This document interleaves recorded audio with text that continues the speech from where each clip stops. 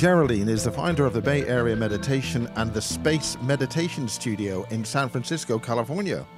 She is also an international speaker, radio host, pranic, quantum and shamanic energy healer, and Akashic intuitive, meditation expert, collective trauma researcher, and archetypal social theorist. She is currently writing her first book on DNA origins, hybridization, and ascension program. She joins us at the UfoMegaCon held at the Aquarius Casino Resort in Laughlin, Nevada. Thank you. We're at the UfoMegaCon, the very first one here in Laughlin, Nevada, and you gave an excellent presentation. And you've also been to England, I gather, spoken at one of the conferences there. Yeah, that's right. Now, you've done an awful lot of stuff, very detailed presentation, and you've done a number of presentations. Yes. So, could you introduce yourself, and why should any pay a blind bit of notice of what you have to say? Well, it's interesting, my experience and my development through this entire field, I guess you could say. When I first began having these experiences in 2013, I would have never imagined that I would be speaking in this field up until really 2017 when I had my regressions. And that was a confirmation for me for everything that had happened. And it kind of catapulted me into this complete opening and experiencing on the highest level of diving into these experiences and questioning all reality. That was very interesting. Mm-hmm. Yeah. However, we've got a secret interdimensional helicopter flying past. That's true. And now you've spoken at the conference, and you've also spoken at a couple of conferences, or a conference in England as well. Mm-hmm. So what does an extremely civilized and intelligent young woman like yourself, who I believe was in banking, were you in banking? No, I was in, I had an event planning company, a high-end event planning company previous to this, and before that I was in telecom. Okay. So yeah, my life was part of the corporate world 100%.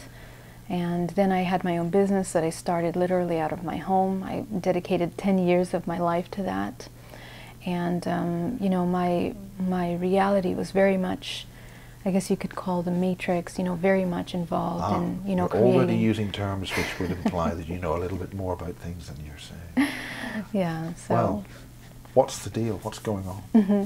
Yeah, so what happened to me, I'll just give you a brief overview of what happened. In 2013, my paradigm was completely shifted because I had an abduction experience, or you can say an experience from my home. And literally at 3:33 in the morning, I wake up, I go to my window, there's a bright light, and my entire body is paralyzed, and I'm taken out of my bedroom window into a ship with 6 ET Greys.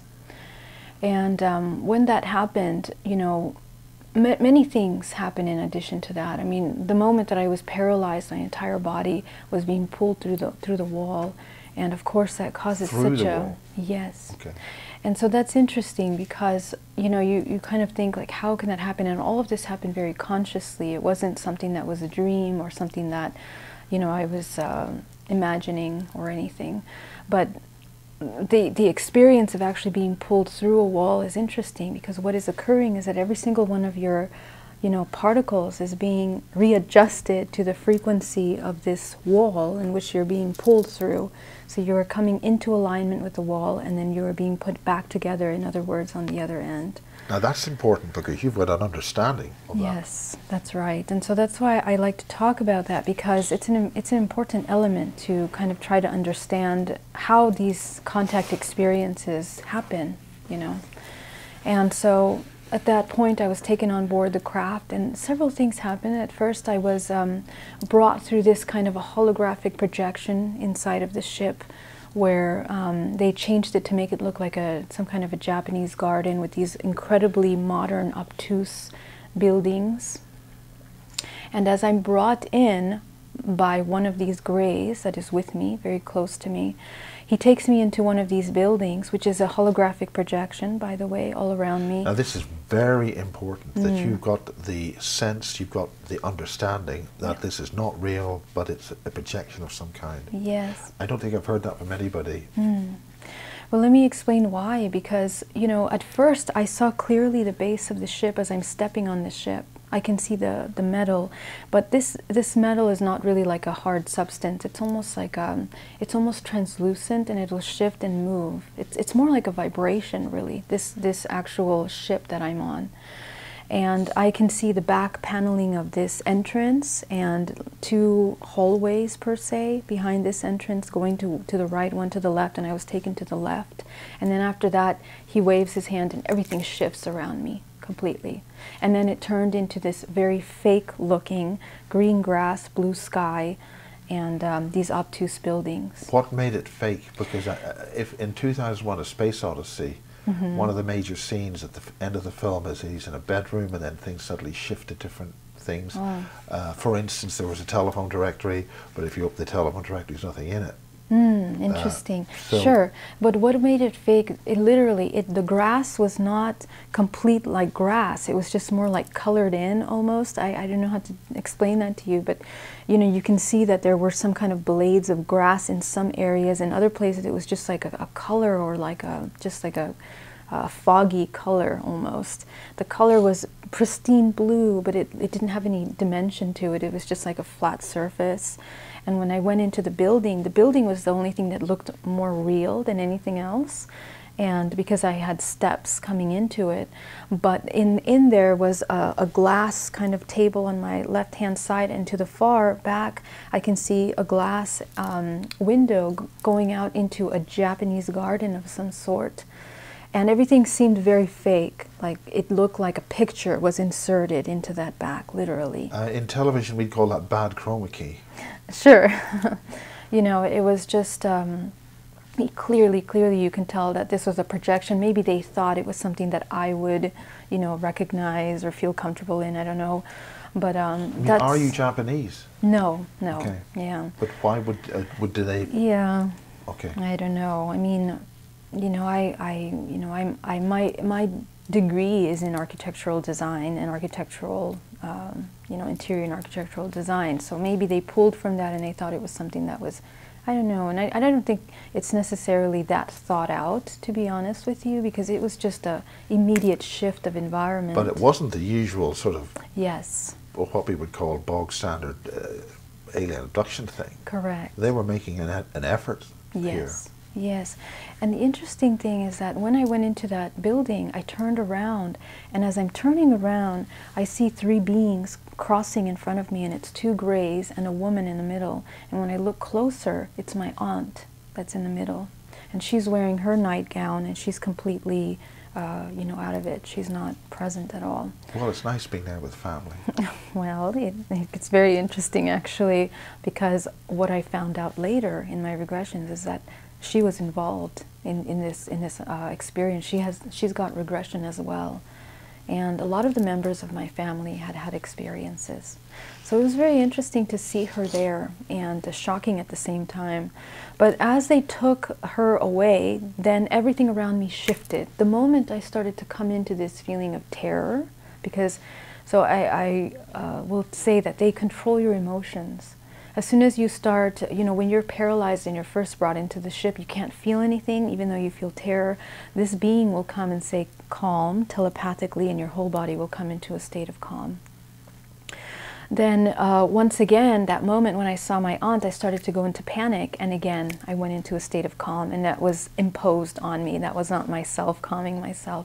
But as that happened, everything shifted around me, and I was inside the ship again, in another room now, further inside of this ship. And now I can see 3 grays in front of me. I can see there something that looked like some kind of control panel, and I can see the beautiful, incredibly advanced technology in this ship. And you know, I can see that it's translucent, whatever metal substance it is. It's not really a solid material. It's really like it really is like a holographic projection, even the ship itself, because you can see right through, and it'll shift from a solid to a transparent substance. And to the right side of me is a table with a blue light and what looks like a holographic projection of maybe planets or stars, some sort of a navigation system on a table that's being projected like 3D holographically. And so what happens is they begin to show me in front of me a holographic prism with a cube, a cubic prism, and the prism has 8 levels to it. And the first level, they start to expand in front of me, and it's clearly they're showing me these holographic images.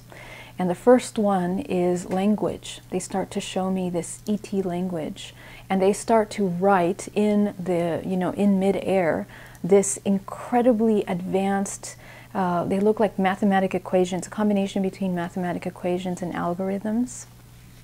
And as I'm reading this, I'm trying to understand, but I can't recognize really any of the symbols that are there. Did you feel that they were showing you something that you would understand?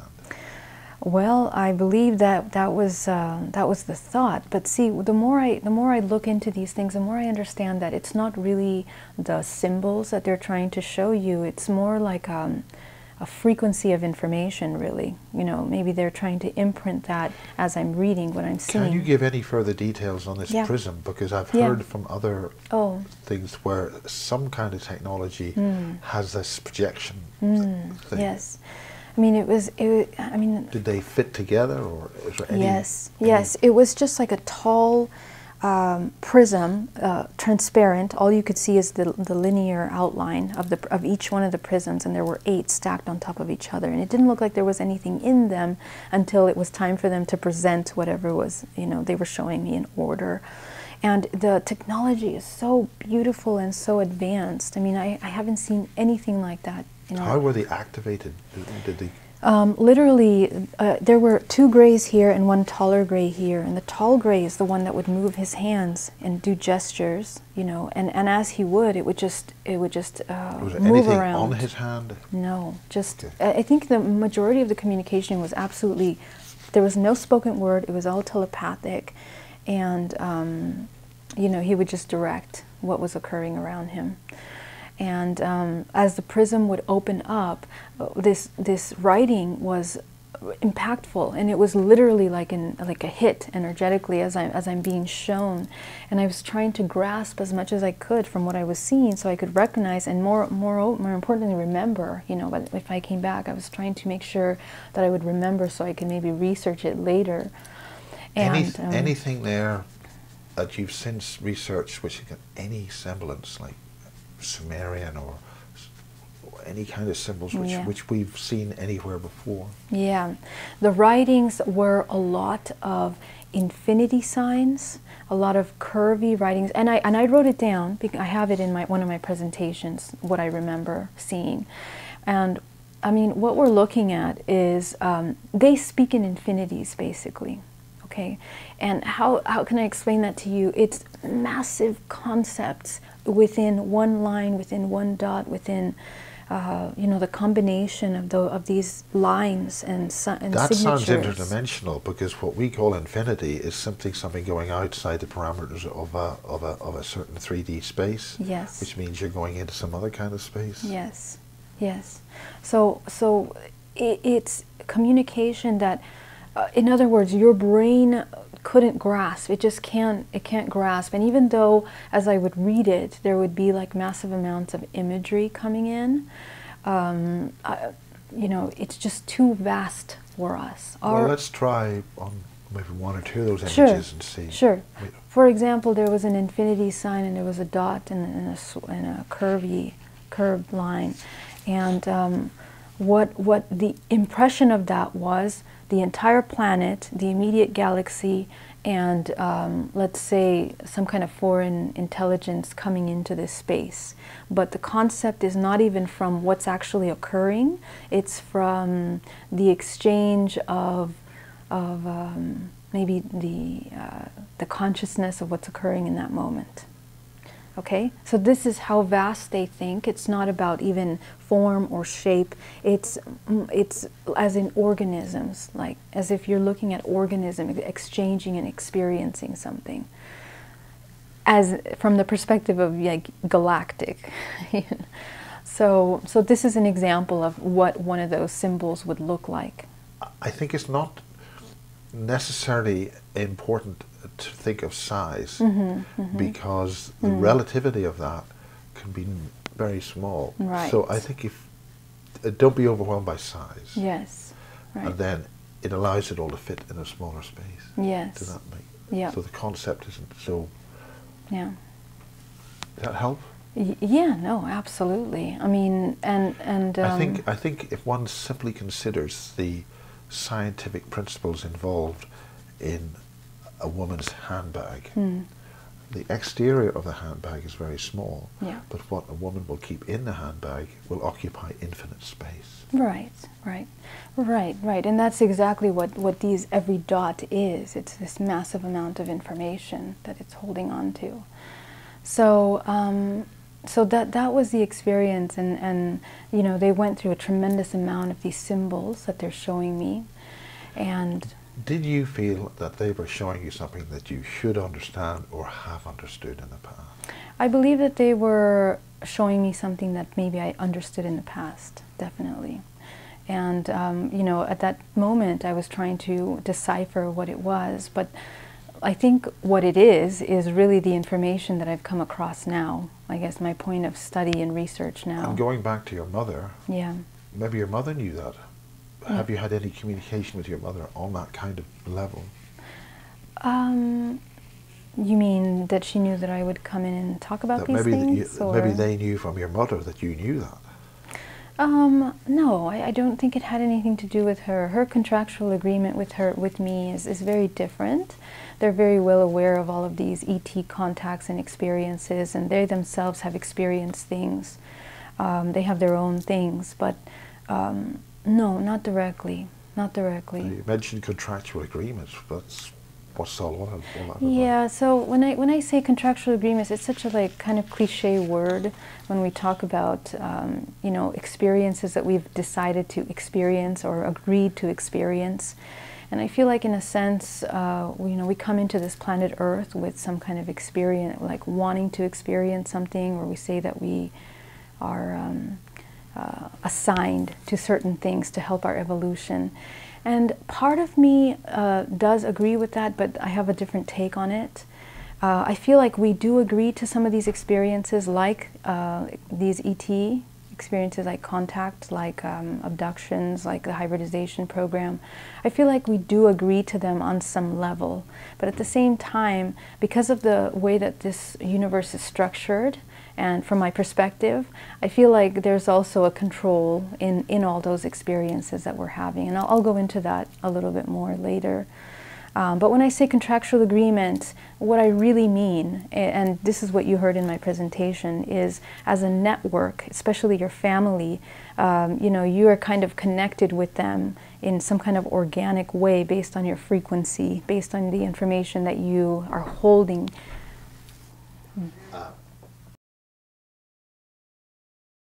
This is really fascinating stuff.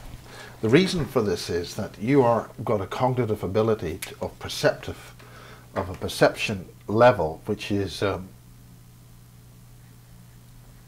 absolutely superbly important. Thank you, Miles. You're already dealing. You already notice things which, in a particular detail, which is so far ahead of anything I've heard from anybody else in any kind of this field. Really? Oh. Secondly, from a completely different case, the device that you're explaining, sections of something like that were recovered by a British military team in the Middle East in the 1950s. No. Wow. And when those devices, they only got 2 of them, and when they were clear type things, and they produced a holographic display. Oh my gosh, that's so incredible. You're talking about in the middle of the desert, north of Israel, in a place called Jarabah, which doesn't exist anymore in any modern map. The Middle East had a few border changes there. Yeah. You know. his officer, the commanding officer of that team that went in, had a device on his hand, and when he pushed it near that device, boom, all this information came out. Oh my gosh. So that's physical 3D stuff with all this symbols and all this stuff that very like what you described, found by a British secret special forces team in 1959. Wow. And I've spoken to somebody from another European country, and they're aware of that kind of stuff. That's incredible. I didn't know that. That's in the real world. It's you know, it's not some kind of projection, but it did exactly perform in the way that you're talking about. Wow. Okay. Okay. Well, that's a little bit of feedback. Yes. Okay. Thank you. Okay. So let's continue. Yeah. So I'll just continue the story of this information. It's really important. But after they showed me the writing, they took that out and they went to the next level. And the next level then showed me planets, and they zoomed in holographically, and they zoomed into the Pleiades. They took me to the planet Pleiades, specifically the planet Maya, which is one of the planets in the constellation of the Pleiades. And they zoomed in and they showed me, you know, I guess the environment there. They showed me some beings there that are supposed to be Pleiadian. And they showed me myself that was in some sort of incarnation, playing as one of these Pleiadians here on this place, and I was speaking to people at that time. And telepathically, they're communicating to me that I had been here, I had worked with them, I had been speaking on behalf of, you know, whether it was mankind or the education of consciousness or exchange of consciousness. They said that's what I had been doing on that planet. And it was beautiful. Then they got rid of that image. And the next thing that they showed me is little lights, 8 little lights. And this was the most impactful part. But as they zoom up, these 8 little lights, all of a sudden, the first one starts to manifest into this child. And it's this absolutely beautiful child with blonde hair, very frail, thin blonde hair, almost translucent actually. And his skin is like a grayish, very thin skin. And as I'm approaching this child, I'm looking at the eyes, and the eyes are just magnificent and gigantic, about the size of this, you know, ocular socket, is the size of the pupil, literally, you know, and very complex iris and pupil that he has. Now, what do you mean by complex? Yeah. What's in the iris? Yeah, the eyes were so big, first of all, that you can see the entire pupil and the iris, and the way it would merge and the colors would interlace with the pupil. As he would speak, as he would express himself, would change colors, and they would also change movement, almost as if the outer colors would exchange with the inner colors. I mean, it was just incredible. But as soon as I saw this child, the first thing that hit me was like, oh my gosh, I know this child, and it's a part of me. This feeling of seeing myself in that child that happened. And the more that we exchange telepathically and energetically, I guess you can say, I realized that this was my child, and the child recognized me. And immediately I had this maternal feeling of love, and it was very confusing because I didn't know if I should feel love or if I'm being shown something that's not real, like if this child isn't really mine but they're making me feel like it's mine.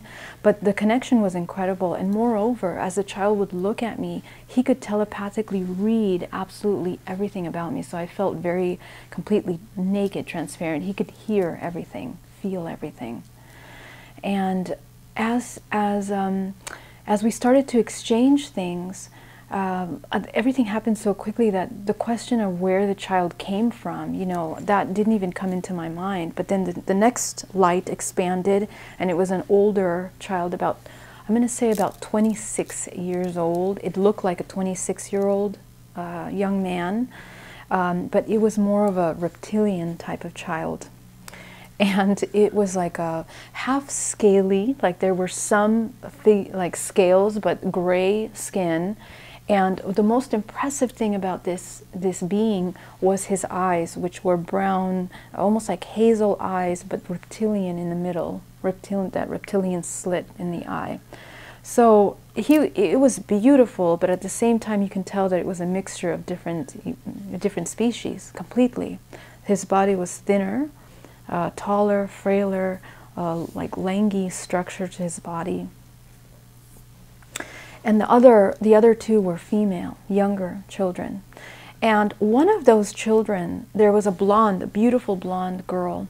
And the blonde girl, I recognized her immediately because since I was a child, I had this reoccurring dream that my mother would come and bring this child. She would present it to me. But at the time, as a child, I had this dream and I was thinking, I wonder if my mother's going to have another daughter, or I was thinking maybe this is a dream of what my child is going to look like in the future. But the thing is that the child is the exact same age that I'm being shown in the dream and here in this experience, you see. So it's interesting, which means that the child hasn't grown, or they're showing me something that was going to be happening in the future as a child. The fourth child that I was presented to was brown hair, short up to the shoulders, and this one was the most impressive to me because of the eyes. It had two pupils, one inside of another, okay? So, yeah, so the external eye was round and the internal eye was like a cat eye inside of a human eye, if you can imagine how. So if you can imagine your pupil being like a cat eye, okay, yes. It was insane. And they would move, I guess, very strange kind of intertwining experience. Would they swap? No, it would just be like the cat eye would be moving. You know how the cat eye opens and closes. Yes. So the inside of the pupil, if you can imagine my eye, my pupil is now like a cat eye, so it would be moving. And the external eye is changing colors as it's focusing on something. And this eye is huge, so you can see in detail, They must be focusing on different planes of... Absolutely. They must be seeing a lot more. Yes. Ooh.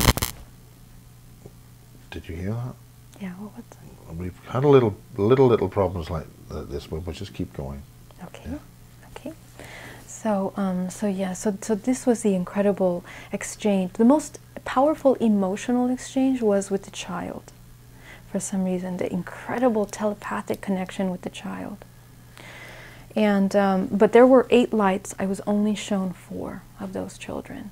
And as I start to process that these are my children, I start to recognize myself in them, even if they don't look human in any way, or I mean, they look like a mix of humanoid with some other species. I can recognize myself in them energetically. Even the memory imprints of some experiences are being projected from them as well. So anyway, these children disappear as I come into this emotional feeling of, okay, so I'm with these children, I'm feeling love, I'm feeling connection. Are they going to be taken away? What am I supposed to do now? Am I supposed to stay here with them? Am I supposed to come back? That was my question, the confusing question. And they erase this holographic thing. It completely disappears. And as I start to come into a state of, I guess, anxiety, for leaving these children, because I was very confused at that point, they start to show me a nebula. They project the nebula in front of me. And all of a sudden, the most calming experience and feeling comes over my body. And for the first time in my entire life, I felt what it was like to be completely... you can say the feeling of complete integration, of not having no connection to this external plane, to this physical plane, this body, this world, just being an organism in itself. That's the experience that I felt in that moment, in that nebula, and I'll never forget that because it was the most peaceful feeling you could ever imagine. And at that point, everything ended. And I find myself at the end of my bed. My bed is open. I'm upside down, facing down on the edge of my bed, hanging off almost. And, I was so shocked. I didn't know what to think at that moment. And so Took me a while to process what had happened, and the first people I told were my parents. And my parents are very beautiful, loving, and super supportive people. So, you know, they would listen to my story and they would say, you know, that's wonderful that that happened, sweetie, you know. But they, you know, at the same time, I'm sure they don't know whether they should think it was a dream or something that really happened. But what really changed for me was a couple days later, I had a session with one of my meditation students, because I teach meditation in the Bay Area. And all of a sudden, I can see absolutely everything of this person, okay? I can see their entire multidimensional body. I can see the rays of colors and the lines of energy that are emitting different ranges of frequency within the body. I can see cords, attachments, everything in their space, and I can feel absolutely everything that they're feeling. So it was as if the veil had been ripped open, and I'm sitting here with my client, literally feeling nauseous because she had been feeling very distressed, I guess, from her week. And I'm asking her, and I'm like, "Are you feeling nauseous right now?" "Yes," you know. And so it was just this incredible opening. And from that moment on, I could see this multidimensional body. So, you know, for me, that was like the biggest proof of what had happened in that experience. And this happened in 2013. So shortly after, I met the partner that I was with during that time. And after a couple years of this experience, I've been fighting with the experience because I know what was real, and I knew that I had this new ability of seeing the multidimensional body. I had been certified in pranic healing, quantum healing, shamanic training for 6 years previous to all of this, because I've always been a very spiritual person. I've been raised in a spiritual family, you know, and so my whole concept of this was nowhere near the idea of ET. ET consciousness never was even a possibility for me, okay, because I never looked into any of those things. So it's a major paradigm shift. And over those years, I was debating whether I should look deeper into the experience, and I kept having this feeling like I need to research, I need to find out who else is having this experience. And even though I Googled and looked it up, I wouldn't find the answers that I was looking for. Like I wanted to know, why have other people been experiencing these things? Where do these children come from? You know, how is it that we're not talking about this, or there isn't something on the news? Like, how is it that women are being taken for children and we're not questioning what's happening if I'm not the only person that's experiencing this?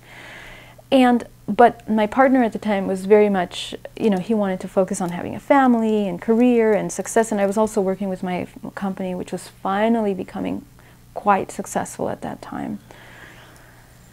So, you know, I decided to put it aside, and I felt like I had to make a decision. You know, either choose to get into this topic or focus on your life and building a family. It's quite a different mindset when you're dealing with facts, figures, and sales targets and employment stuff and all these sort of things. That's a different way of thinking. Absolutely. And completely. You've been exposed to something which is completely different. It's not.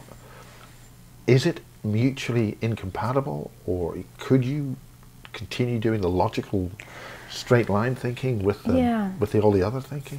I mean, I could have. I mean, I'm a very spiritual person, and I always look into these things, and I lead my life spiritually. Like, I practice what I speak, what I preach. You know, so that's the union between, you know, having this linear lifetime and that. But it's a different story when you come out and talk about your ET experience publicly, and you are also public in your field, you know, in your career. So the feedback I was getting, you know, don't talk about the ET experience because your career is going to get ruined. They're going to Google you, and they're going to see your company, and they're going to see this, and they're not going to take you serious.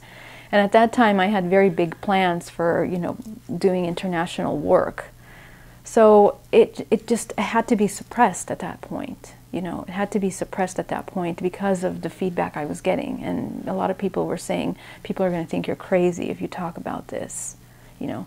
And it was fine up until I really came into this cleansing and purifying. And trust me, over the past 6 years, I have been working very hard on myself to try to cleanse, purify my body, purify my mind, meditation, sometimes 4 hours a day, to come into a really clear sense of myself, a clear understanding of what this reality was. And especially after that experience, I went even deeper into my own spiritual work, because for me, you know, at that point I was questioning all reality on the deepest level possible, you know. And so I had to dive into myself, and I've always felt like my answers would be within myself. And so that's what I was focusing on, destroying all the feelings of what the matrix, or the concept of matrix, or the concept of illusion, or this, you know, being in a mode of struggle, you know, in your life. All these programs that I realized were not really my own are things that I was questioning and deeply going into and trying to destroy. Okay, and what that led me was to a point where I decided that I no longer wanted to continue being in my career. I wanted to make a change. And also my partner no longer was in alignment with me, you know. Okay. And we had planned to, you know, have a family and everything. So we ended our relationship. And a couple months later, I found the regressionist Alba Weinman. And somehow I got a regression with her. And my first question was, what had happened to me in that experience? And that's when everything just opened up. Small question, big answer. Yeah, yeah, oh yeah, big time. And I have to tell you that, you know, after that first regression, I myself went into some kind of existential crisis, because it was almost as if, as I was mentioning, the letters and the signs that I was receiving from them on the ship, it was like, now it was being translated to me, in a sense, in this regression, and the concepts were pretty deep. And I was shown the map of the world and the origin of life, which was seeded based on the concept of 3 main lineages. And I was shown all of this. I was shown the main lineages that seeded life on this planet, beginning in Mesopotamia. They showed me how these lineages would spread out in the planet. You know, all of the political manipulations that came about as a result of that, of these very main lineages, and how our society is being numbed down, you know, spiritually, emotionally, physically, on every single level, to create a very incredibly complex compartmentalization of reality. And, you know, also, many other things, including the planet, and I talk about this in my first presentation, one of my first presentations that I presented when I was in London. But it was interesting, and I guess that made me question my paradigm even more so, because everything I had been taught in school, everything that was real to me, was a complete lie, was a complete, you know, it wasn't true anymore. How do you feel that we're being pulled or pushed into this compartmental, we're being dumbed down? Or, yeah, there's... did you say dumbed or numbed down? Both. Yeah. Both, okay, and many different ways. The 3 main ways is the pharmaceutical industry, which is one of the biggest industries that we have in the planet. And what I realized is that the pharmaceutical is now taking over our food industry, which is what we're coming into. Same thing almost. Correct. We're coming into genetically modified food, and the alteration of our genetics is something that we really need to start to look at, and that's what we've been building up towards, I think, since the 50s, the 40s, and more. Well, there's an English writer of a radio series called The Archers for the BBC, Okay. and he's called Graham Harvey, and he's come completely from left field on this, in that he's looked at agriculture. He's published a number of books on it, and it is to demineralize the earth. It is to completely take away all the natural areas of the earth's natural foods, and force us into this chemical. Yes, absolutely. So this is a completely different path, coming up with the same conclusion. Wonderful, wonderful to see that, and I think that we're starting to see that. And the truth is that all of these things that I'm going to talk about today are completely in plain sight. Okay, it's a fact of whether we want to pay attention and look at it, Okay, from the perspective of actually questioning these things. Because the problem is that we see things and we get upset about it for a minute, but we just let it go. Yeah. And we continue consuming, we continue supporting these same organizations. So in the beginning of all of these seedings of life, the main three lineages that came in were shown to me as a, let's say, a reptilian lineage, an inner earth lineage, and a Pleiadian, or a humanoid lineage, okay? And these main lineages were combined and mixed in order to produce the different species and the different races that we have on this planet, with the purpose, number one, of creating the different separate species or races on this planet, like different colors, different hair, different languages, all that's one layer of the compartmentalization.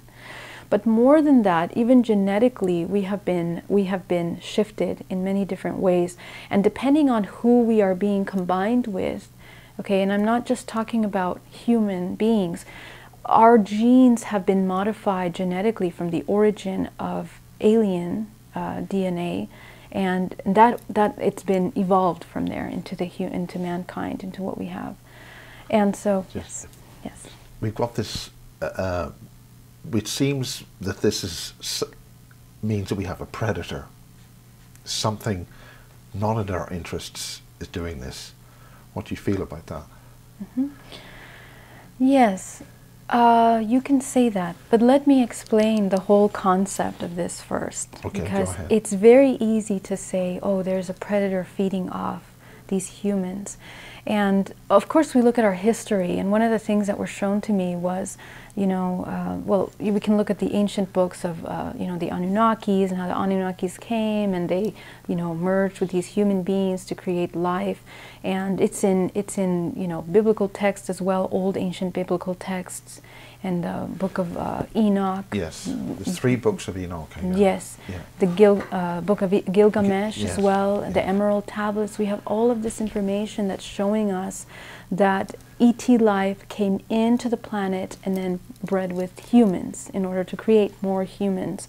So, you know, we have this information there, but what I was shown is that a lot of this activity occurred in Jordan, actually in Petra. Petra was actually where the first image was shown, and the beings that were shown to me were indeed like Anunnakis. They had these Horus bird-like faces that were manipulating a kind of a gold substance, but the gold substance was alive. It was a combination of human souls and gold.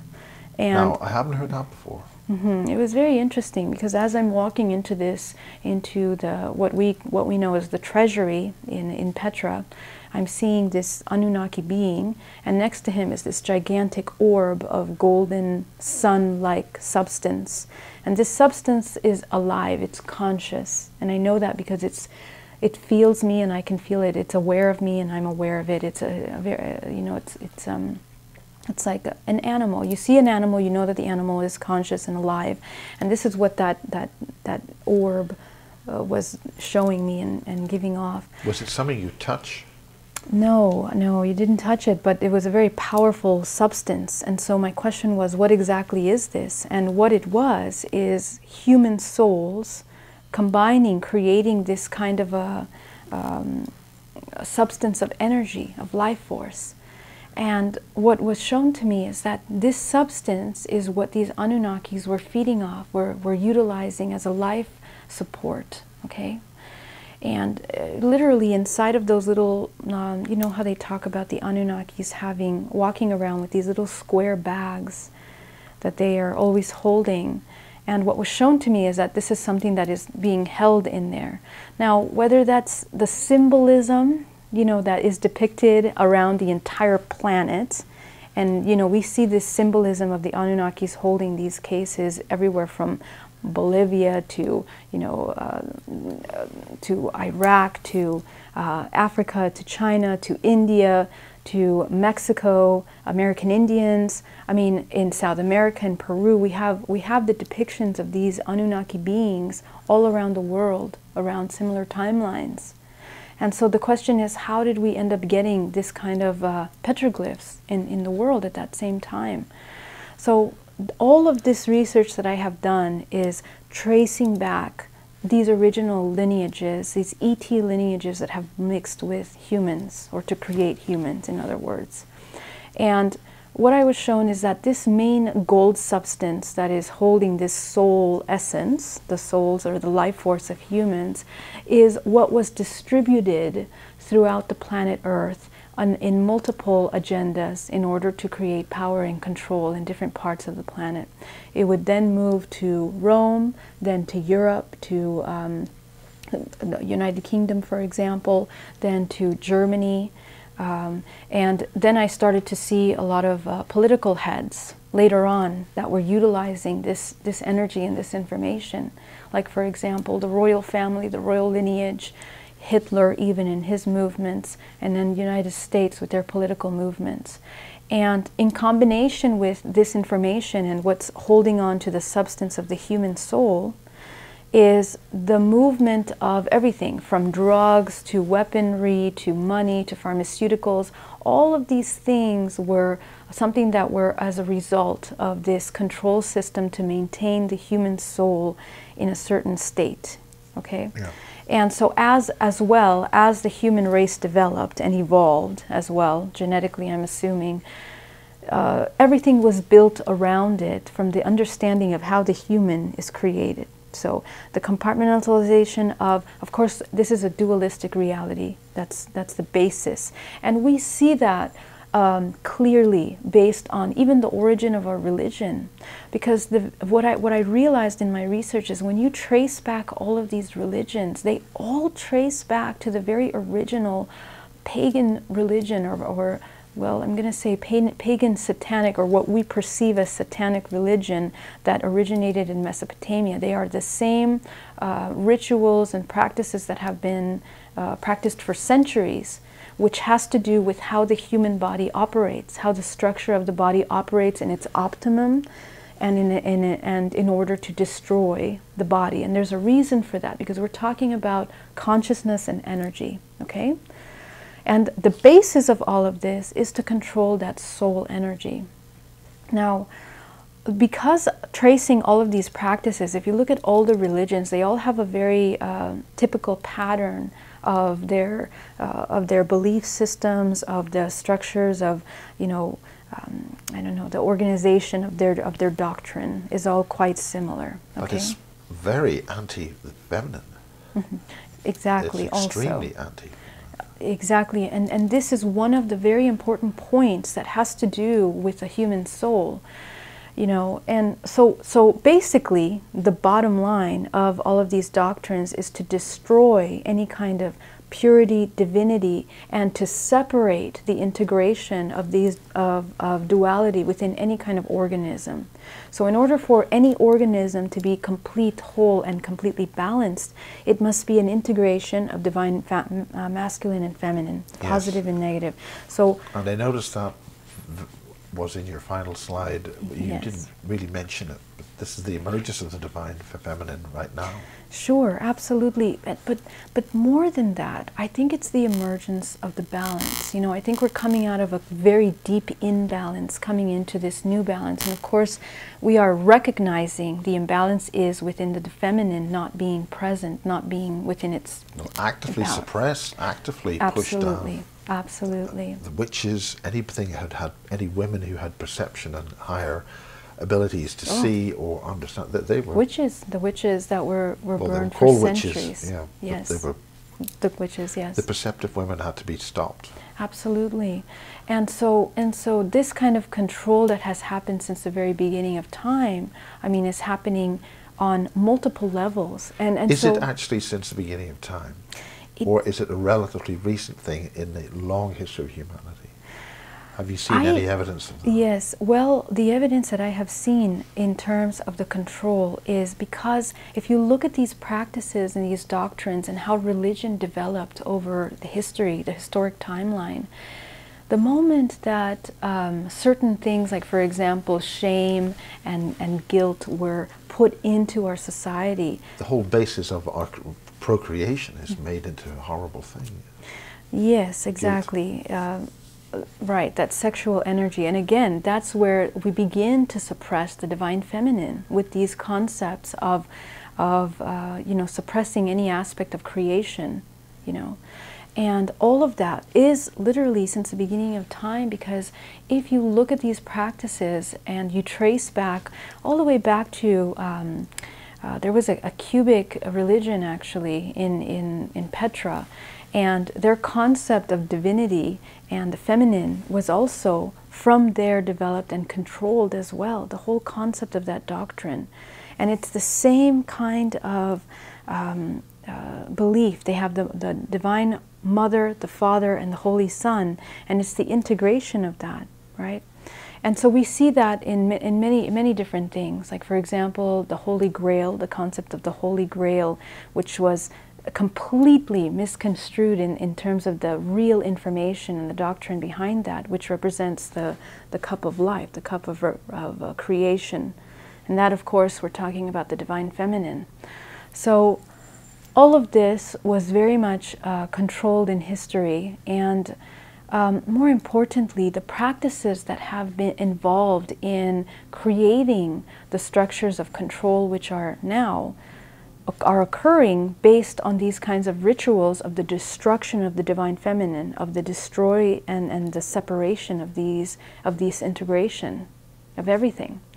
So our belief system, from religion to our society, how our society should be, the role of a woman, of a man. I mean, we see this over the entire world, and even though the perception is maybe changed in different cultures and religions, the base of it for a very long time has been the suppression of this divine feminine, of this divine energy, of the creation energy. And when you even look deeper into that, at how these movements have been made in history, from wars, the purpose for the origin of wars, purpose of illnesses which were put into our society. They were not created naturally. They were man-made illnesses. Pandora's box. Yes, and all of this originated way back into the beginning of Mesopotamia, when we had the Library of Alexandria with all of these ancient scriptures, which clearly told and what they did to the keeper of that. Exactly, they completely destroyed all of that, and that was ancient knowledge. That if we would have that today, of course, we wouldn't be in the middle of all of this. But my point for pointing that out is that you understand that this matrix, the reality that we're in, is built from inside out. It's built from an understanding of how the human works, how the human operates, and how best to control, manipulate, and destruct the human on the very deepest level, on the cellular level of its organism.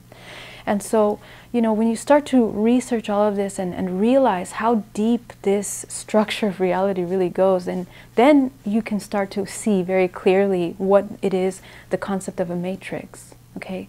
Okay, now explain that whole thing. There was a gentleman in Ireland, Northern Ireland, called Andrew Power, and he wrote a book called Ireland, Land of the Pharaohs, and it was about the re-emergence of civilization since the last great catastrophe, and that re-emergence in the Western European, east of Greenwich, emerged from what we call now the British Isles, but linked with the re-emergence from Giza, thus the term Ireland, Land of the Pharaohs.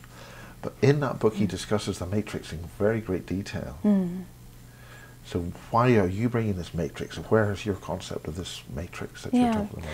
Well, one of the races, the original races, ET lineages that came into the planet, they are shown to me as being a center Earth race.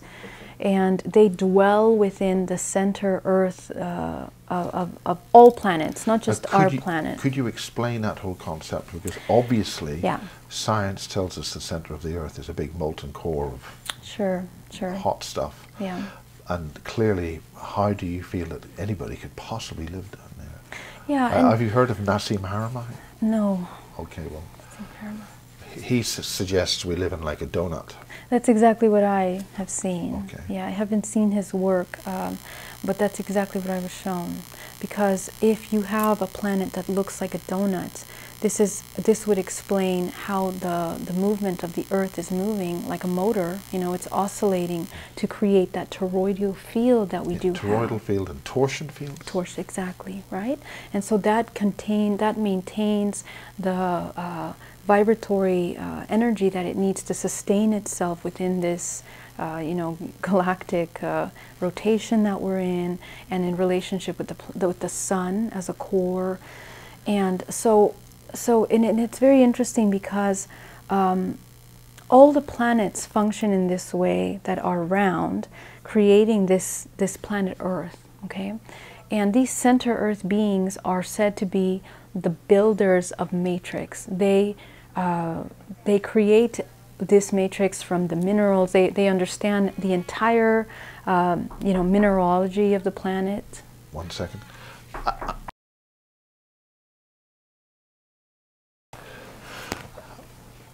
Oh, Geraldine. Yes.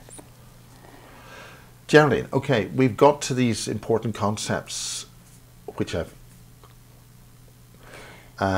so let's continue. Well, we've had a little bit of an interruption there from room service, so let's take it away. Okay. Yeah, absolutely. So we were talking a little bit about the structures of the matrix and what brought about this matrix, and really how it, you know, I've seen that all of this started is again from the inside out. And what I mean by that is that beginning from concepts of religion to culture to how society is set up, all of that is kind of set up in a very specific way in order to create this compartmentalized reality. Now, we were talking about the origin of these species that I'm mentioning, that it are what seem to be called the matrix builders. And what I mean by that is a certain kind of consciousness or in these beings that live within the center of the Earth. And we were talking about how the center of the Earth is shaped in order to house the toroidal field. Exactly. And Nassim Haramein and stuff. Yes, and how it's shaped in order to house these different species that live and reside within the planet. And it's really important to understand that the planet, from what I've seen, is indeed created in kind of like this donut shape where it's hollow within to create this toroidal field. And how it operates is because literally everything in our organism, down to the cellular level, down to our chromosomes, actually have some kind of a torsional field, actually. It is really the structure of all organisms within this matrix multiverse that we live in. And the reason for that is just the way that frequency and matter is put together based on that, with every single oscillation, depending on what frequency it's oscillating at, it's going to create a different substance, like this chair, like my body, like, you know, this room that we're in. Everything has that torsional field to create this substance. Quoting Nassim Haramein again, he's saying that there's a point source black hole at the center of every atom, everything. And at the center of the Earth, there's again a black hole which provides. But I don't want to mention other people's science, but it seems very similar to what you're talking about. I haven't seen his work, so I don't know exactly what he talks about. But something that is interesting regarding black holes, actually, and something that we'll talk about the structure of this reality, is what I've seen is that what we are actually living in as a gigantic organism that I call the matrix multiverse, actually, is like a black hole. And the reason for that is that all of the organisms here are communicating with each other, just like cells in our body. Each one of them are bouncing off information, energy, and frequency to each other, and this is how things communicate.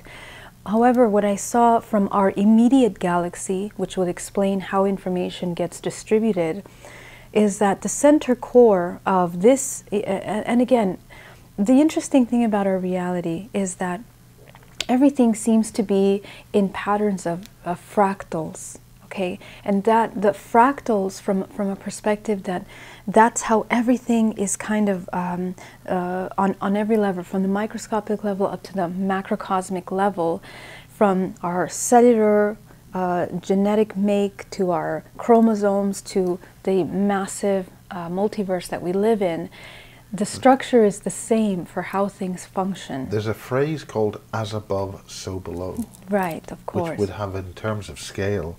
Sure. Okay. Mm-hmm. And so in that same way, and so the interesting thing about this is that that's been depicted for us in a lot of occult doctrines and science as well. But the thing is that we didn't understand what that actually meant. And I believe that this is what it means, that everything is mirroring down to the cellular level, that same structure. Everything is functioning on this exact same structure. And for a galaxy, for example, the center of a galaxy is the core of that sun. And that sun functions like a satellite, or like a signal that's receiving information from its sister organism, which we can call another galaxy. So all information that's moving in this multiverse is receiving information from its environment. Just the way, for example, our cells in our body are receiving information from its environment in order to know what information to take down to the DNA, and the DNA will rewrite the protein, to create our body. In that same way, all organisms function this way. So for example, a galaxy's center core is its sun. The sun is going to be what's going to be receiving information from around it, and all of that information is then distributed through the planets. The planets themselves. Okay, but we're talking Nassim Haramein, and we're talking donuts, and we're talking center of the earth, and we're talking about the whole organism of the whole universes, multiverses, galaxy clusters actually feeding and communicating with each other. Yeah. Now, having said that, as we get over another little bit of an interruption, but that's irrelevant, she mentioned she was able to tune in to the coral in the South Seas around Australia, the Great Barrier Reef, and that coral was singing. And it was singing to the coral in the deep seas of I think, the moon Europa. Oh, wow. Now, it could be whatever moon of Jupiter stroke Saturn, which has got water. So that was singing. And so they were communicating, which is just what you're talking about. Yes. So even though it seems to be space and there's no way anybody, so continue. Yeah, so that's a beautiful, comment. But yeah, so in reality, all organisms have the ability of communicating with each other. But what's interesting is that how the information is spread in this universe that we live in, for example, is also interesting. And what it looks like is this immediate organism of the matrix multiverse that we live in is receiving information from another organism which is external, and it can be multiple organisms outside of this universe, what we know as the universe, okay? Which is, what we're trying to map out, NASA's trying to map out. But beyond that, there seems to be another external organism that's similar to this as well, which consists of the exact opposite. Ringing cedars of Russia, the singing of ringing cedars of Russia, when the trees in the Siberian forests reach a certain maturity, they will sing, they'll push a huge amount of energy way up into the upper part of the Earth's energy field, and then other trees will bring it down. And if you're in the presence of that tree when it happens, you as a human, and all the animals communicate together, you as a human will have amazing powers, thus the books The Ringing Cedars of Russia, and a wonderful special woman called Anastasia. So does that allow you to compose your thoughts a little bit more? Well, so I was talking about this other organism, and in a sense, what's occurring is that it's almost as if we live inside of another body that's like the human body. And if you can just imagine our matrix, our universe that we live in, like a cell in a body there's going to be other cells around you, okay?